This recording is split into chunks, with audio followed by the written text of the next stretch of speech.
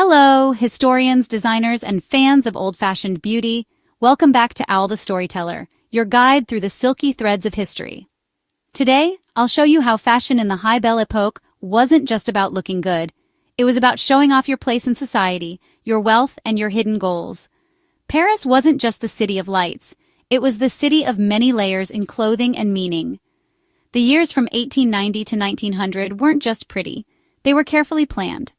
Every dress, sleeve, and hat was like a line in a play about who you were. Let's look at how styles changed over time. From 1890 to 1892, bell-shaped skirts and tight tops showed off the grace of the upper class, while the middle class tried to copy their look. Between 1893 and 1895, big puffy sleeves and tiny waists were seen as the perfect look for women, a way to show you were good and proper.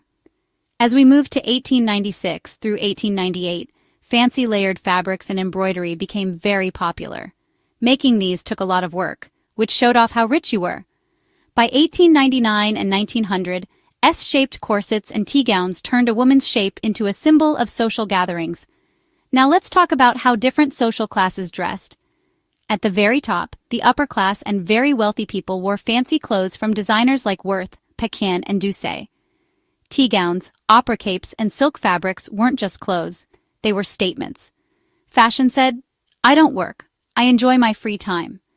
The middle class, on the other hand, used paper patterns to make clothes or bought ready-made clothes from department stores. Tailored walking suits and blouses showed they were respectable and wanted to move up in society.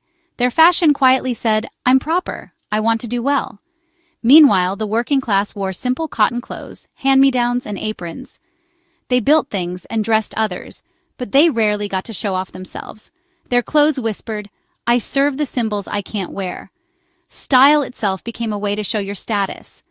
Ball gowns were only for the rich, saying, "I'm important and special." Tea gowns showed upper-class elegance, even at home. The walking suit let middle and upper-class women move around freely while still following social rules. Blouses signaled a new modern freedom, especially for middle-class women. The lingerie dress modest but very stylish. Artists like Boldini and Sargent painted these meanings into their pictures. Fashion magazines printed them for everyone to see, and photography studios made it easier for people to want to be seen. Paris's wide streets became public runways for fashion to be admired. Department stores like Galeries Lafayette became like grand churches of shopping. Women in high society changed their clothes 3 times a day, each outfit made for a different social event. Even what you wore had hidden meanings. Black for mourning showed you were good. White lace for innocence. The depth of sleeves and necklines quietly showed if someone was married or how old they were. In the high Belle Époque, to dress was to make a statement. Wealth, respectability, ambition, or not having them, were sewn into every stitch and shown for everyone to see. Whether walking through Paris or posing in a photographer's studio, fashion wasn't just fabric. It was about who you were, your place in society, and your dreams. I'm Owl the Storyteller. Thank you for traveling through time with clothes. Subscribe for more stories from history. Your curiosity is always in style.